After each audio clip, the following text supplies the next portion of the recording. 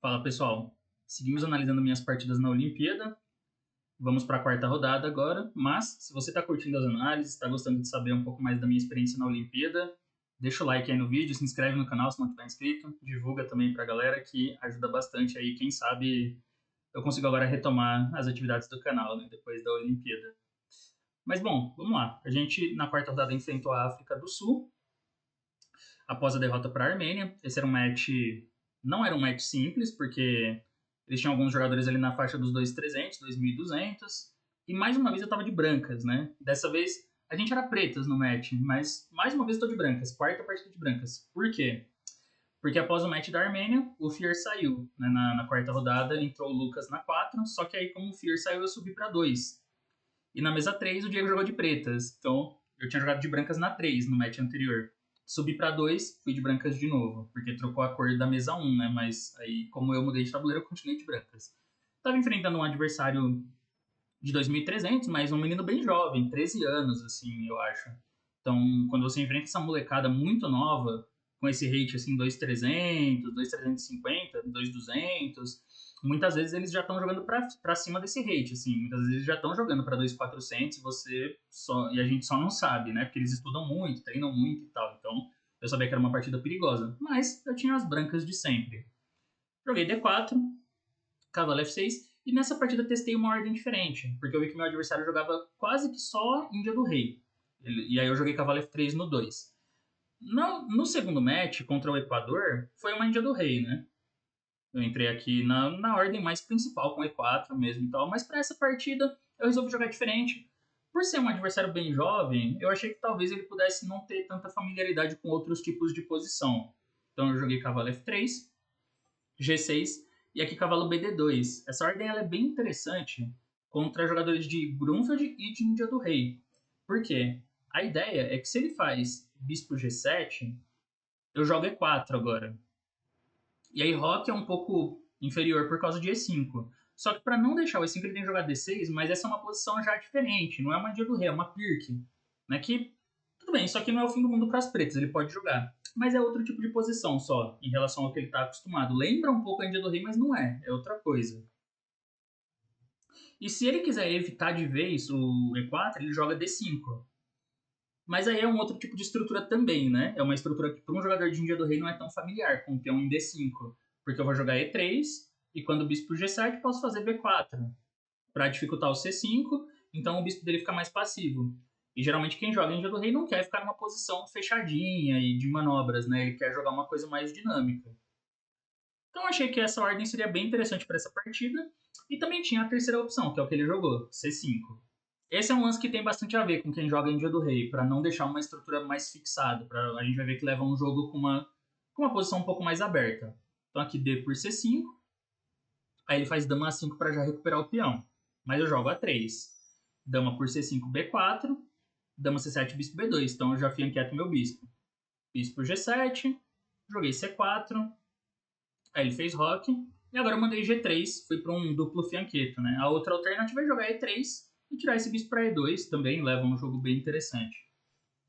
Então eu joguei G3. Aí, bom, é bem natural ele fazer B6 e fazer a mesma coisa, né? Fianquetar os dois bispos. Então bispo G2, bispo B7. Aí rock D6, as pretas desenvolvem esse cavalo por D7 para não obstruir nem o bispo nem a dama, ok. Torre C1, cavalo BD7, dama B3. Todos esses lances de desenvolvimento são bem naturais e foram feitos rapidamente pelos dois lados. Aí ele joga torre AC8, torre FD1 e torre FD8. Bom, os dois lados desenvolveram as peças até de um jeito bem parecido, na verdade, né? Posição as peças estão desenvolvidas do mesmo jeito, quase, mas a estrutura não é simétrica, então isso coloca algumas diferenças. Mas ele pode depois colocar a dama em B8, que é uma casa segura, e às vezes até essa dama vem para A8 aqui para exercer um pouco mais de pressão na longa diagonal. Então esse seria um plano para as pretas. Bom, tudo isso aqui estava dentro da minha preparação ainda, então eu estava jogando razoavelmente rápido aqui. Agora eu joguei cavalo F1, o cavalo não está tão bem em D2, né? Então eu faço cavalo F1 para ele vir para E3. Essa é uma casa bem melhor, porque além de continuar protegendo C4, ele fica de olho em D5 aqui. Então ele jogou dama B8, e quando eu fiz cavalo E3, Como eu tô de olho na casa D5, ele jogou dama 8, que eu acho que faz bastante sentido, para ele não deixar eu dominar a casa D5 tão facilmente. Só que por que eu preparei para entrar nessa linha, né? Por que eu escolhi essa linha para essa partida, esse duplo fianqueto? É porque depois essa manobra aqui, ela é bem natural, de levar o cavalo para E3. Só que tem uma ideia que eu acho que não fica tão óbvia para as pretas. Porque o cavalo em E3, ele tem algumas funções, né? Ele tem duas funções mais visíveis, que ele ainda está defendendo C4 e ele está de olho na casa D5 aqui. Então, uma ideia seria jogar cavalo D5 uma hora, e quando ele toma em D5, tomar de peão para ficar com um peão bem firme ali em D5 e criar um posto avançado em C6. Essa seria uma ideia. Só que tem algumas outras ideias mais sutis também por trás do cavalo em E3. Uma delas é que ele está protegendo o bispo em G2. Então eu não preciso ter medo dessa pressão, porque meu bispo está bem defendido aqui pelo cavalo. Não tem nenhum golpe rolando em cima desse bispo. Não tem um cavalo E5, por exemplo, chegando uma hora. E uma outra ideia ainda mais sutil, que essa eu acho difícil das pretas imaginarem, é que com o cavalo em E3 eu posso jogar G4. Um lance bem agressivo e inesperado. E essa é a real surpresa dessa linha, que eu esperava que fosse pegar ele, e que de fato deu bem certo, porque aqui ele começou a pensar um bom tempo já. Até aqui a gente jogou rápido os dois, mas agora ele começou a pensar bastante. Porque apesar de não parecer, no tabuleiro a ideia de G5 ela é muito chata. O que eu tô ameaçando? G5, trocar esses bispos, e depois começar a atacar o rei dele. Por exemplo, com a dama em B2 e cavalo G4, e usando a casa H6, por exemplo. E esse é um plano que não tem tanta coisa para as pretas fazerem contra ele. É um plano bem inesperado, assim. Então eu acho que eu entrei nessa linha porque eu achei que essa ideia ela tinha um valor de surpresa, assim, muito forte, que poderia surpreender bem ele. E acabou acontecendo isso mesmo. Então essa ideia ela é bem chata. Eu já tinha analisado essa posição há um tempo, né? Sei lá, faz mais ou menos um ano que eu estudei essa linha. E eu achei bem legal essa ideia de G4. Ele fez H6 e agora eu joguei H4, continuando com a ideia. Tudo isso aqui ainda estava dentro do que eu tinha visto. Mas agora o meu adversário pensou de novo por um bom tempo e ele fez o primeiro lance que saiu da minha preparação, que eu não tinha analisado, que foi cavalo E5. Foi uma jogada bem interessante, assim, fora da preparação, mas é um lance bem interessante e na prática eu até gostei. Então aqui foi a minha vez de pensar bastante, né? Eu pensei por mais de 20 minutos, porque até aqui eu estava jogando bem rápido, mas agora era hora de entender a posição. Eu tinha analisado outros lances, mas não cavalo E5. Esse é, inclusive, um momento legal, um momento crítico, assim, se vocês quiserem usar de exercício para pensar, porque tem algumas questões legais para resolver aqui na posição. Mas, bem, depois de pensar por bastante tempo, eu decidi jogar a ideia que eu tinha visto, que era o mais natural, G5. Só que esse não é o melhor lance, né? Ele não é a melhor jogada da posição. Mas, para explicar um pouco, eu acho que eu vou voltar um pouco e trazer uma outra informação para vocês, que... Vou voltar aqui depois do de FD1. Eu já tinha jogado essa posição antes em um torneio, no ano passado, um torneio que eu joguei nos Estados Unidos. Era um torneio que eu até queria fazer uns vídeos pro canal, mas acabei não fazendo. Mas essa partida não foi parar na base de dados, né? Lá nos Estados Unidos eles não passam todas as partidas para base. Então essa partida você não acha ela na base de dados, mas eu tenho ela, né? Porque eu joguei. Então eu já tinha uma experiência também nessa posição. Mas nessa partida, o meu adversário não jogou torre FD8. Era um menino também, de mais de 2.300. Ele jogou dama B8 direto. Cavalo F1, dama 8, cavalo E3. E agora ele fez um outro plano típico dessas posições, que é a torre C7, para dobrar na coluna C. Essa é uma outra ideia bem comum, né? Tentar fazer a pressão aqui no peão de C4 e na coluna C. E aqui, eu pensei por muito tempo no G4, que eu sabia que era uma ideia temática. Eu sabia que esse G4 existia na posição. No fim, se eu não me engano, eu joguei cavalo E1. Acho que eu joguei cavalo E1 e ganhei a partida também, ganhei uma partida legal. Mas o G4 já era muito bom. Eu calculei a seguinte variante nessa partida do ano passado. Torre de FC8, G5, cavalo H5, bispo G7, rei G7, dama B2, cheque. Se rei G8, a ideia é cavalo G4, e aí como a gente pode ver, o ataque já parece perigoso, né? A entrada tá ameaçando Martin 2 aqui, cavalo H6, dama H8. Então joga F6, aí cavalo D4, ameaça um duplo em E6. Ele não tem tempo de tomar em G2, porque aí cavalo E6 cheque, F7 cavalo por C7 ganha tempo atacando a dama. Torre por C7 cavalo G2, qualidade a mais limpa, né? Só que cavalo F4 foi um lance que me preocupou, porque ele pressiona G2 e defende a casa E6. E aí eu não tive tanta certeza se essa posição era boa para mim, por isso que eu joguei com o cavalo E1, que foi um lance mais posicional, e acabei ganhando depois também. Mas aí, depois da partida, quando eu fui analisar em casa, com o computador, ele fala que essa posição já é muito boa para as brancas. O branco joga bispo F1, e ele já tá dando uma vantagem clara aqui, porque simplesmente as brancas continuam melhorando a posição, com H4, tem ameaça de cavalo B5 também. Então isso já é muito chato para as pretas. Por exemplo, se joga A6 aqui, para não levar cavalo B5, cavalo G4. Continua pressionando, aumenta a pressão em F6 e cria a ameaça de E3. Aí ele perde o controle sobre o ponto E6. Torre por C4, torre por C4, torre C4, G por F6, cavalo toma, toma, toma, dama D2.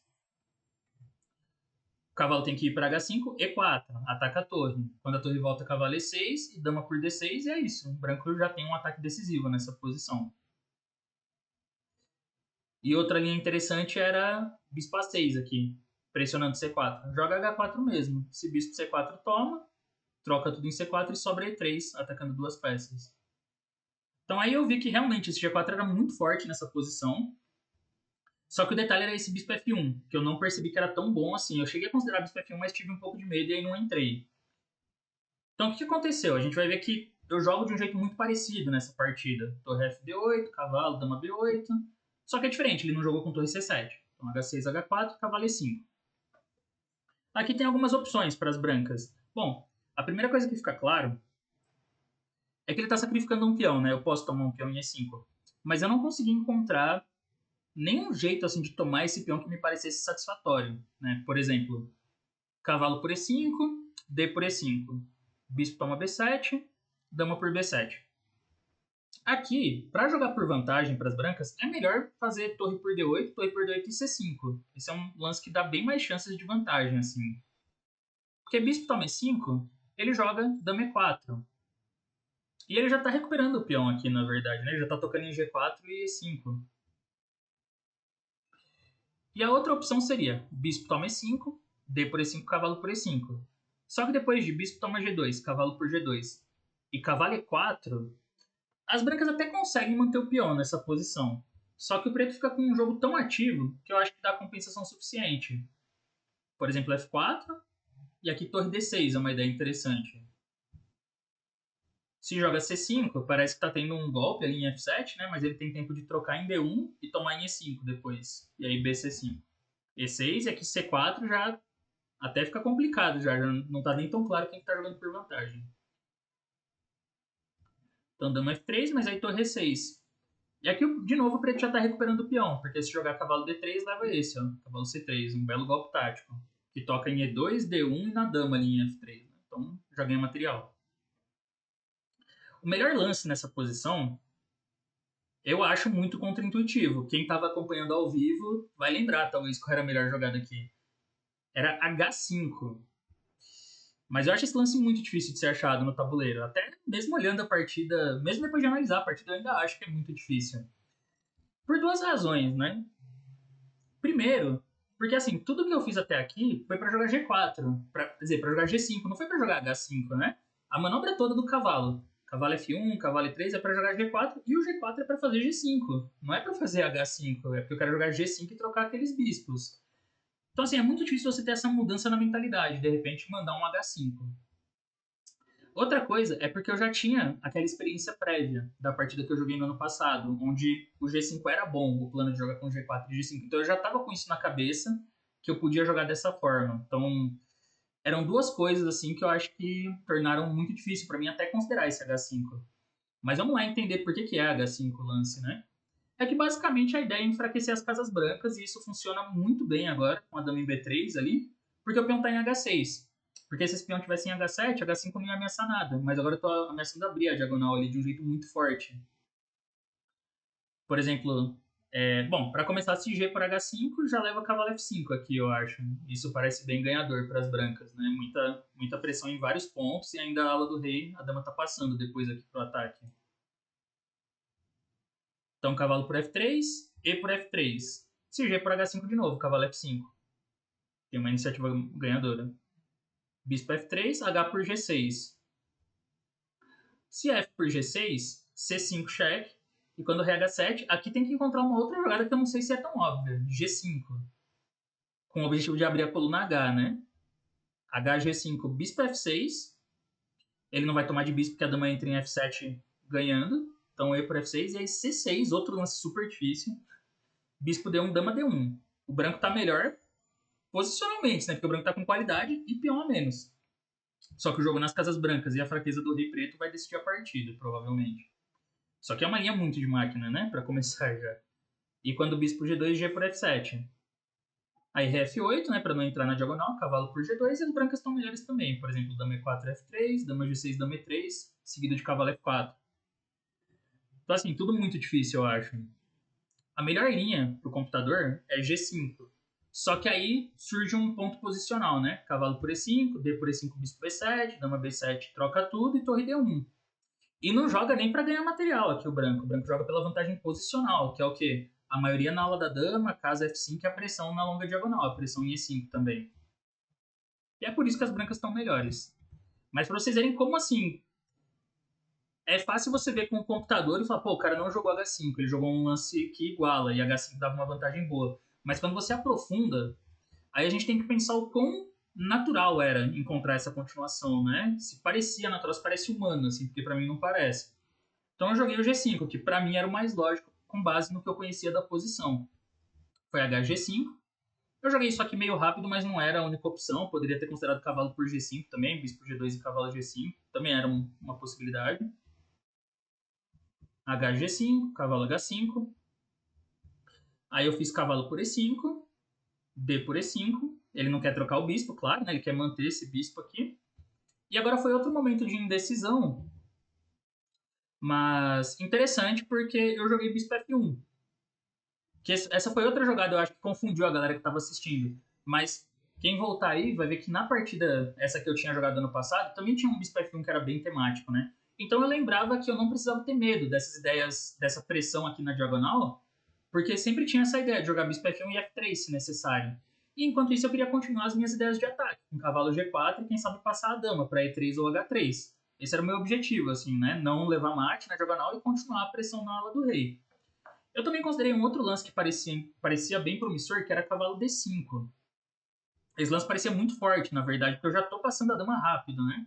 Só que aí as pretas têm torre D7. Esse é um bom recurso defensivo e depois disso ele já tá jogando D6. Eu não consegui encontrar uma forma de manter a tensão aqui. Por exemplo, se bispo H3, E6 mesmo. Porque o detalhe é que eu nunca tenho cavalo F6, né? Quer dizer, eu tenho, mas ele toma defendendo a torre. Então não tem um ataque descoberto ali. Aí eu tentei insistir na ideia com torre D3, só que ele joga E6 mesmo. E se cavalo por B6, que parece ganhador, torre por D3, ele tem esse intermediário atacando minha dama. Então eu tenho que jogar cavalo F6 mesmo. Toma, toma. Torre por D3, dama D3. E bom, aqui eu tô jogando por igualdade. Toma, toma, dama E3, dama B8, C5. E é um final que deve estar igualado, assim, deve empatar. Eu tô com um peão a menos, mas vou passar ali na coluna B, então ele vai ter que devolver o material. Mas por causa desse torre D7, eu achei que a minha posição realmente não prometia uma vantagem. Então eu joguei bispo F1. E agora ele fez o mais ativo, assim, aqui o meu adversário começa a jogar pela iniciativa também, com cavalo F4. Esse é o mais ativo, mas ele tinha uns lances mais sólidos. Por exemplo, ele tinha a dama B8, só trazendo a dama de volta. Tinha a torre D6 também, que era possível. Mas ele jogou cavalo F4, e aqui eu continuei o meu plano, né? Cavalo G4. Atacando D5 e preparando para trazer a dama, ou para G3 ou para E3. Isso permite bispo G2, que parece um lance muito forte, assim, né? Porque parece quase ganhar bispo G2. Só que eu sabia que não precisava ter medo disso, né? Eu sabia da posição. Dama B8 era possível, era bem tranquilo. Se dama E3, F6, é uma posição igual também aqui, tá? O branco não tem vantagem nessa posição, mas o jogo vai abrindo, né? Vai ficando sempre tenso para os dois lados. Então ele jogou bispo G2, F3, claro, tem que fazer esse F3, bispo F1, rei F1. E é interessante, porque assim, nessa posição tá equilibrado, o branco não tem vantagem, o preto também não, meio que não tem com o que se preocupar. Mas eu acho que, vendo algumas análises e principalmente entendendo as ideias da partida, eu acho que fica mais fácil de entender que o jogador das pretas ele ainda está sob uma sensação de estar um pouco pressionado aqui. ele ainda sente que precisa resolver alguns problemas, que ele precisa achar umas jogadas para não ficar pior, né? Que eu ainda tô ameaçando uma pressão. Tô atacando E5 e tô ameaçando trazer a dama para E3. E pode ser que ele não quisesse fazer F6 aqui porque ele não queria abrir mais a ala do rei. Ele ficou com a sensação de que isso fosse debilitar mais o rei dele. Então o que acontece? Nesse momento, depois de ter jogado muito bem e resolvido os problemas, ele acaba se apressando para tentar resolver a posição do jeito mais rápido possível, jogando cavalo E6. Só que esse é o erro decisivo. Do nada, assim, ele faz o erro decisivo ficar perdido, né? Durante a partida, eu achava que dama C6 era um bom lance. Porque, da mesma forma que eu tô querendo trazer a minha dama pra ala do rei, ele pode trazer a dele para ajudar na defesa. E aqui não dá pra eu tomar em E5, porque toma dama E6, eu tenho problemas, né? Não posso tirar o cavalo que tô levando mate em 2, e também tem a dama entrando em H3. Então eu poderia jogar torre por D8, torre por D8 dama E3, ele vai fazer o F6, aí eu posso tentar C5, algo assim, né? BC5, BC5, tem um peão passado, só que a posição tá longe de ser clara, depois de torre D5 ele tá muito sólido. E às vezes ele pode ter até um cavalo E6 aqui, então eu preciso também tomar um pouco de cuidado para não perder esse peão. Mas bom, apesar de parecer muito calma, eu acho que a posição não era tão simples assim, né? Porque é uma posição tensa por natureza que pode sair do controle, que foi o que acabou acontecendo. Ele jogou cavalo E6, bispo toma E5, cavalo por G5. E agora vocês podem usar isso aqui, quem quiser, como um exercício de cálculo, né? Encontrar o caminho ganhador para as brancas. Bom, eu joguei bispo toma G7, que é o suficiente. Mas era até mais preciso torre por D8. Torre por D8, trocar as torres primeiro, bispo toma G7, rei G7, e agora jogar dama E3, que ele nem vai ter a ideia que ele fez na partida. Mas é simples, eu tomo em G7, rei por G7, e agora a dama chega em E3, e de repente ele já tá levando um ataque decisivo, né? Ele não tem como segurar ali a entrada da dama em H6, que vai ser muito decisiva, e a dama dele ficou fora do jogo. Ele não tem tempo de trazer a dama para defender. Mas ainda dava para jogar torre por D8. Então, por exemplo, aqui se cavalo H7, dama H6, rei G8, torre por D8, torre D8, rei F2. E eu vou jogar torre H1, meio inevitável, né? Um atropelo ali na coluna H. Outro lance que também não adianta é cavalo E6, porque aí dama E5. Se rei H7, rei F2, tô ameaçando mate, torre por D1, torre D1. O único jeito dele não levar mate aqui é cavalo G7, mas aí dama por E7. Tô jogando cavalo F6, também tá muito ganho. E se rei G8, cavalo H6. Ele não pode ir com rei para F8, tem que vir para H7 e cavalo para F7.